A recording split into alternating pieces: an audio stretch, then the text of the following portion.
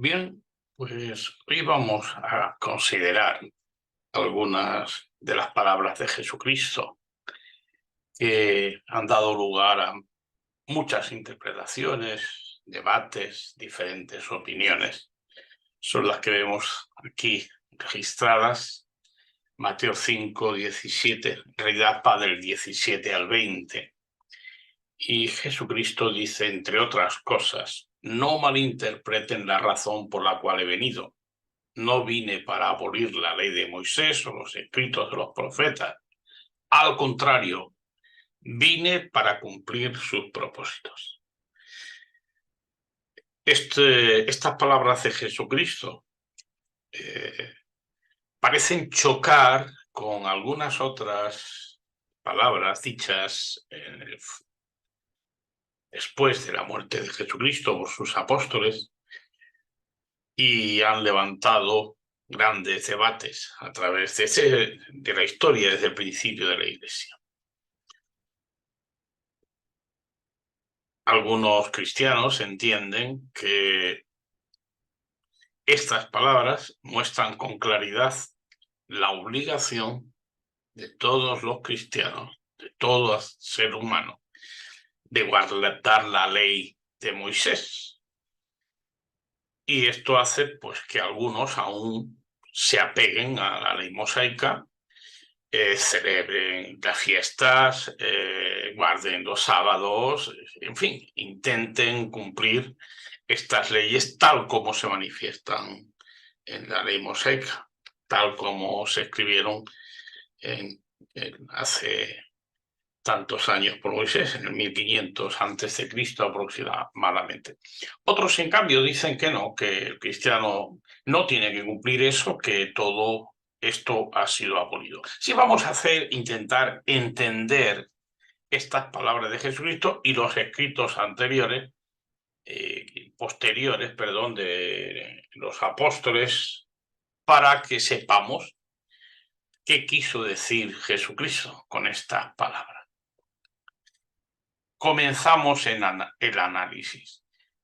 Lo primero que vemos en las expresiones completas que tienen que ver con este asunto, hemos dicho que iban de Mateo 5:17 a Mateo 5:20. Así vamos a leerlas y entramos en el tema. Dice allí Jesucristo: no malinterpreten la razón por la cual he venido. No vine para abolir la ley de Moisés o los escritos de los profetas. Al contrario, vine para cumplir sus propósitos. Les digo la verdad. Hasta que desaparezcan el cielo y la tierra, no desaparecerá ni el más mínimo detalle de la ley de Dios hasta que su propósito se cumpla. Entonces, si no hacen caso al más insignificante mandamiento y les enseñan a los demás a hacer lo mismo, serán llamados los más insignificantes en el reino de los cielos. Pero el que obedece las leyes de Dios y las enseñanzas será llamado más grande en el reino de los cielos. Les advierto, a menos que su justicia supere a la de los maestros de la ley religiosa y a la de los fariseos, nunca entrarán en el reino de los cielos. Evidentemente aquí Jesucristo está haciendo una exaltación de la palabra de Dios, de la ley de Dios, como no podía ser de otra manera.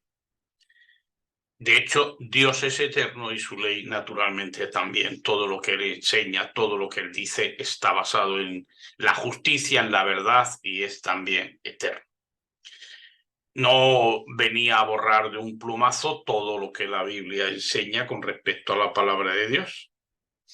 Por ejemplo, el Salmo 119, 105, leemos: tu palabra es una lámpara para mi pie y una luz para mi vereda. En la Biblia constantemente se exalta la palabra de Dios como algo a lo que uno ha de acudir y en armonía con lo que debe vivir. Le dijo Dios a Josué: este libro de la ley no debe apartarse de tu boca, día y noche tienes que leer en él en voz baja, a fin de que cuides de hacer conforme a todo lo que está escrito en él, porque entonces tendrás éxito en tu camino y entonces actuarás sabiamente. El Salmo 1 abre precisamente diciendo que feliz es el hombre cuyo deleite está en la ley de Dios y día y noche lee en ella en voz baja. Por tanto, la utilidad, la eternidad, la bondad de la palabra de Dios y su ley está más allá de toda duda. Y esto es lo que aquí está diciendo Jesucristo. La palabra de Dios, la ley de Dios es algo justo, eterno, que dura para siempre, porque naturalmente tiene que ver con la opinión, con la justicia, tiene que ver con el corazón de Dios, con lo que Él ha enseñado o lo que quiere que aprendamos. Pero estas palabras pues parecen chocar un poco con textos como Romanos 10:4, donde hay muchos más, pero vamos a citar solo dos, porque seguramente todos los cristianos pues, podrán recordar más textos. Vamos a citar Romanos 10:4, porque Cristo es el fin de la ley para que todo el que demuestre fe alcance la justicia. La palabra fin aquí se deriva o se traduce de la palabra telos, cuyo significado es conclusión de un acto, estado, terminación, literalmente, figuradamente o de manera indefinida, o sea, el fin de algo. Efesios 2:15 dice, lo logró al poner fin al sistema de leyes, de mandamientos y ordenanzas. Puso fin, Jesucristo puso fin al sistema de leyes, mandamientos y enseñanza. La palabra griega cartageo se puede traducir como quitado, desechó, abolido,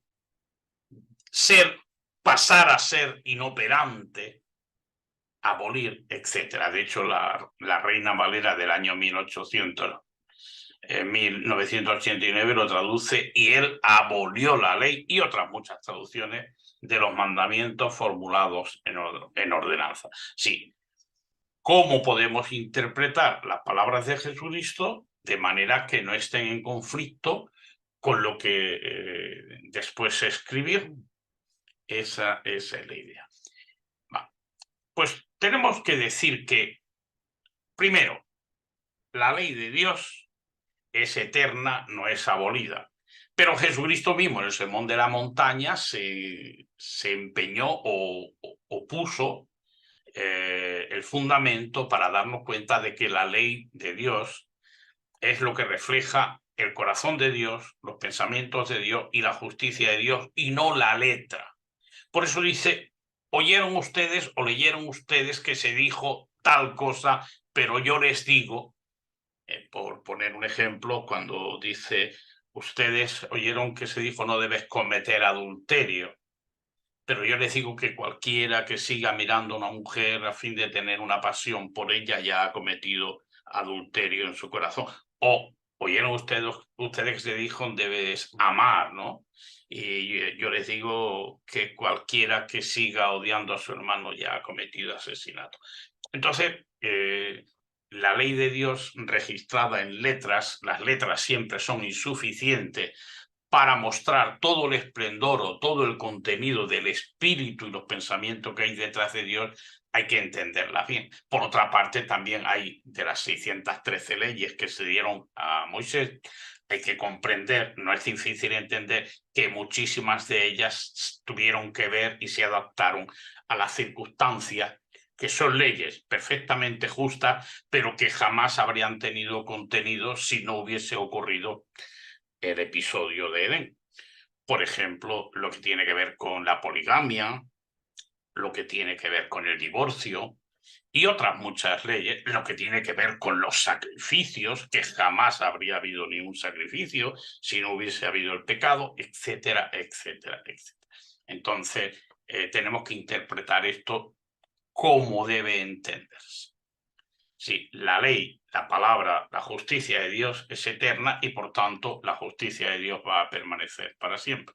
No piensen que vine a abolir la ley o los profetas. De hecho, es esa misma ley de Dios la que nos abre la puerta a la vida, la que da derecho a vida eterna. En el principio, en el jardín de Edén, no había ninguna ley escrita. Solamente se le dio a Adán y a Eva una ley. Es: no debes comer del árbol del conocimiento de lo bueno y de lo malo. No debes tocarlo para que no mueras, porque el día que lo tocares, el día que comieses de él, moriría.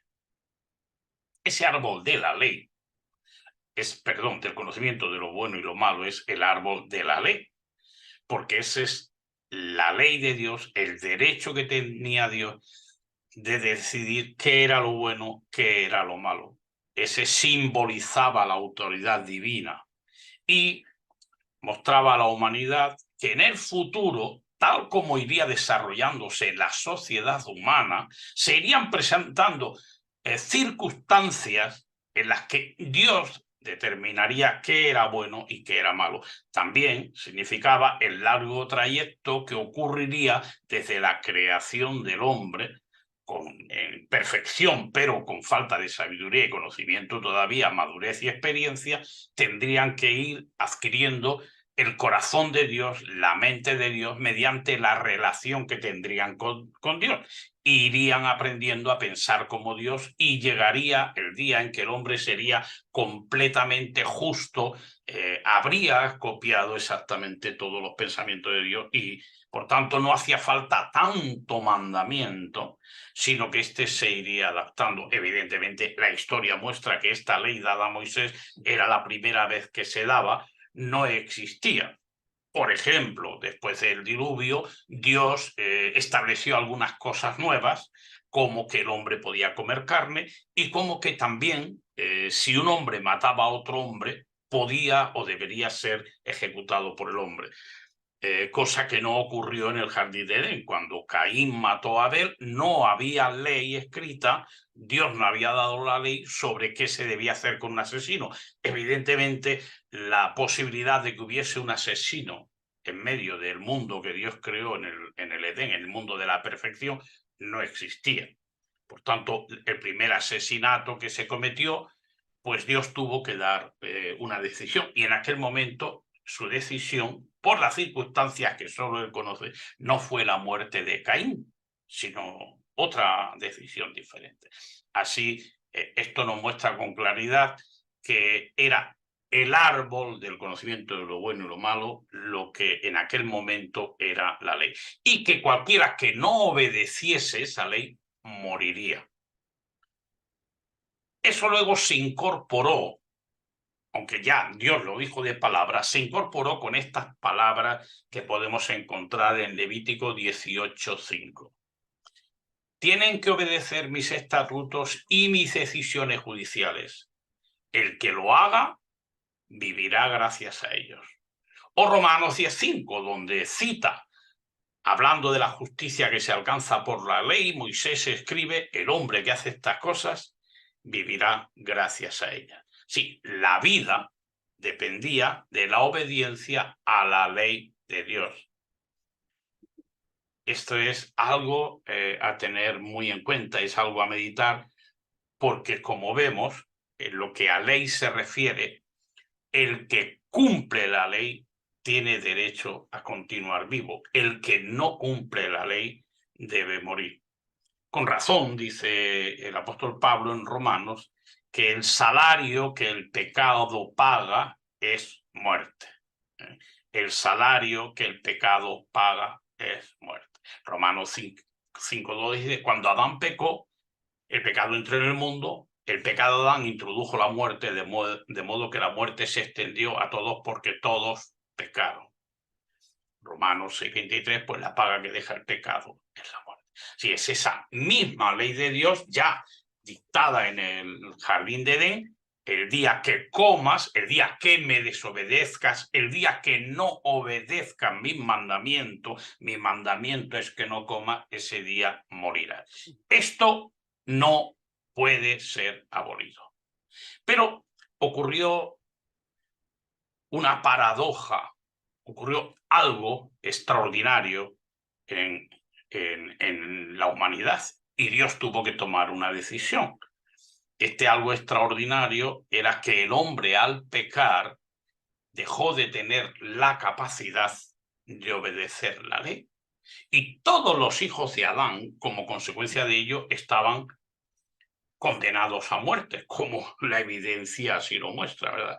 Por eso de Adán en adelante todo ser humano muere, porque el salario que el pecado paga es muerte, puesto que nuestro padre fue un pecador, no nos pudo transmitir otra cosa que pecado e imperfección, y a partir de ahí todos morimos. Así que lo que era una ley que garantizaba la vida de el que obedeciese la ley de Dios, se convirtió en un obstáculo para la humanidad que impedía la vida.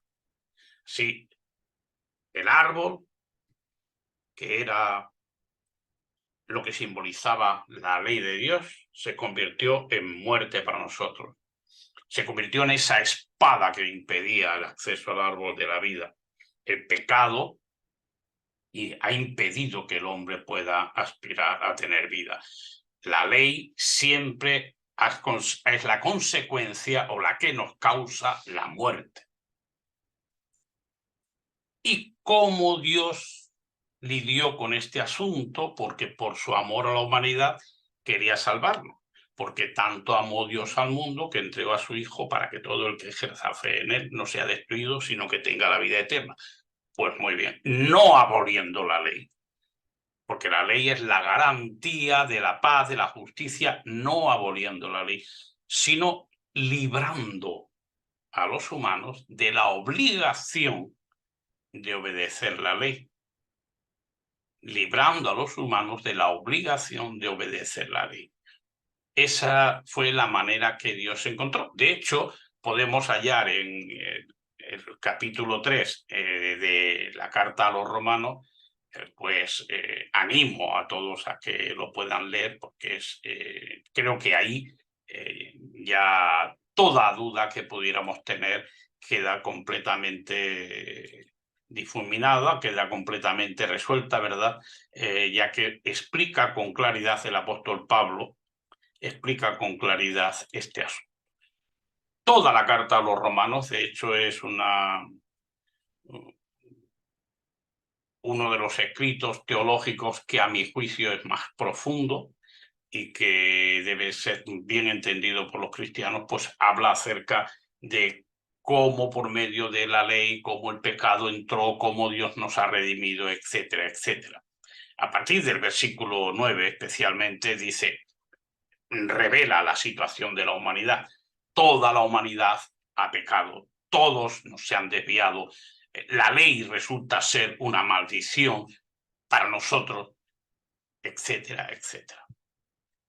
¿Cuál es la situación de la humanidad? La situación desesperada de la muerte. Como dice el versículo 20 del capítulo 3, pues nadie llegará jamás a ser justo ante Dios por hacer lo que la ley manda. La ley sencillamente nos muestra lo pecadores que somos. La ley es una piedra excesivamente pesada para cualquier humano. Ningún humano puede salvarse por medio del cumplimiento de la ley. Pero Cristo vino y sí cumplió la ley. Por tanto, la ley que garantizaba que el que cumplía la ley tenía derecho a seguir viviendo era la misma que debería haber impedido que Cristo muriese. Pero Cristo murió y la ley quedó en deuda con Jesucristo. Pues lo mismo que Adán tuvo que morir porque pecó, Jesucristo no debió morir porque no pecó, porque el derecho del que no peca es tener vida eterna. Y la ley quedó en deuda con Jesucristo. Y esta deuda la cobró Jesucristo, reclamando la vida para todos los hijos de Adán. Así se convirtió en Padre eterno de la raza humana. Pero no eximía esto al humano de, o sea, no abolía la ley, sino que eximía. Es como el que tiene una deuda y se le perdona. Sí, Cristo reclama el perdón de nuestra deuda porque Él ha pagado la deuda. Sí, nada tiene que ver esto con abolir. No abole la ley de Dios, que es inabolible, todo lo que Dios hace eterno, sino que nos dispensa de obedecerla. Creo que lo podemos entender fácilmente. Y la Biblia, esto no lo dice Diego, la Biblia lo dice con claridad, ya lo decían las escrituras hebreas, donde se preveía cómo la humanidad se iba a salvar. O sea, llega el momento en que gracias a la muerte de Cristo no tenemos la obligación de cumplir la ley, puesto que era imposible que la cumpliésemos, para poder aspirar a tener la vida eterna, sino que ahora se cambian las condiciones, Jesucristo nos reclama, nos concede esa justicia que Él tiene, pero sigue exigiéndose algo. Esto nos viene a mostrar, o ahondaremos cuando leamos el versículo 20 del capítulo 5 de Mateo. Ese algo ya apareció en Habacuc 2:4, donde dice, pero el justo vivirá por su fe. Romanos 1:17, pero el justo vivirá por su fe. Gálatas 3:13. Además, es evidente que nadie es declarado justo ante Dios por obedecer la ley, porque está escrito, el justo vivirá por su fe. Hebreos 10:38, pero mi justo vivirá por su fe. Hago hincapié en la palabra justo. O sea, ¿qué es el justo? El justo es aquella persona que, si bien no puede obedecer la ley de Dios, porque es imposible que la cumpla, en cambio lo intenta. Se esfuerza por vivir una vida de justicia. Por esa razón, Jesucristo le dijo a sus discípulos, a menos que su justicia sea mayor que la de los escribas y fariseos, de ninguna manera entrarán en el reino de Dios. Sí, se nos exime de obedecer la ley tal cual la letra la establece, porque es imposible, y se nos ha dado una exención gracias a Jesucristo, pero no se nos exime de vivir vidas de justicia. Sí, el justo vivirá por la fe. Sí, ahora, a partir de ese momento, hace falta poner fe en Jesucristo, hace falta esforzarse por vivir una vida de justicia, de santidad, etc. Sí, la muerte de Cristo no significa un viva la Virgen, hagamos lo que queramos porque ya tenemos la vida eterna, como algunos cristianos equivocadamente enseñan, o algunas religiones, ¿verdad? No, nada más allá, más lejos de eso. La Biblia es muy clara, las escrituras griegas son muy claras en cuanto a cómo debe vivir el cristiano. Baste no recordar, por citar alguno, 2 Timoteo 3:16. Toda escritura es inspirada de Dios y provechosa para enseñar, para censurar, para rectificar las cosas, para disciplinar en justicia, para que el hombre sea completamente competente, completamente equipado para toda buena obra. O sea, ¿y de qué escritura está hablando Pablo? No está hablando de las escrituras griegas, que aún no existían, ni siquiera los evangelios, sino está hablando acerca de los 39 libros de las escrituras hebreas. Sí, los 39 libros de las escrituras hebreas están completamente vigentes. El punto de vista y la manera de vivir que se registra en las escrituras hebreas, la ley de Dios, la ley y los profetas, están absolutamente vigentes. Es el camino, es la carretera, el camino en el que debemos andar, en el que debemos vivir. Debemos vivir de acuerdo con los mandamientos de las escrituras hebreas, de acuerdo con la ley de Dios. Pero no se nos exige, porque no podemos darlo, el cumplimiento perfecto perfecto de esa ley de Dios para aspirar a la vida eterna, sino se nos exige vivir por la fe. La fe es lo que demostramos, porque la fe se demuestra con obras, cuando en verdad nos esforzamos por vivir vidas que demuestran que tenemos fe en esa promesa de Dios, en esa promesa de Cristo y en el sacrificio de Cristo. Nadie que tiene fe en el sacrificio de Cristo vive una vida disoluta ni entregada al pecado, porque de hecho sabe que el salario que el pecado paga es muerte.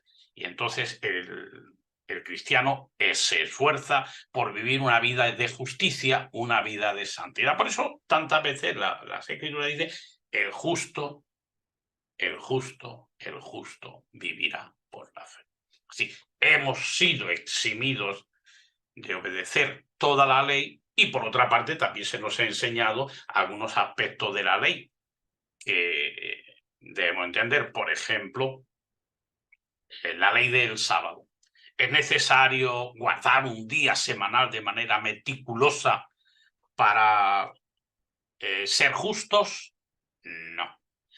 El sábado tenía un propósito, era una sombra de las cosas buenas por venir.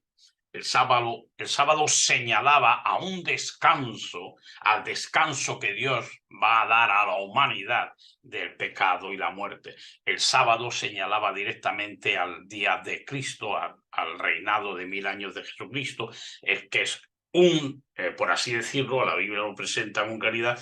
El sábado, el reinado de 1000 años, es una séptima parte de lo que sería la semana creativa.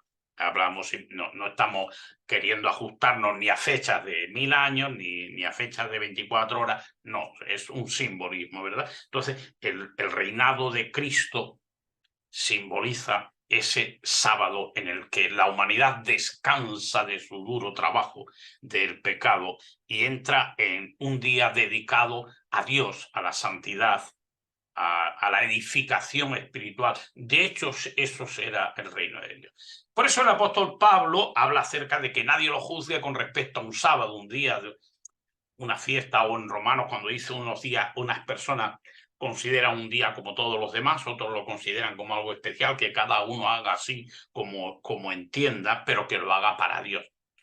Sí, el cristiano ahora no guarda un sábado literal, sino que procura, dentro de lo posible, que toda su vida sea un sábado.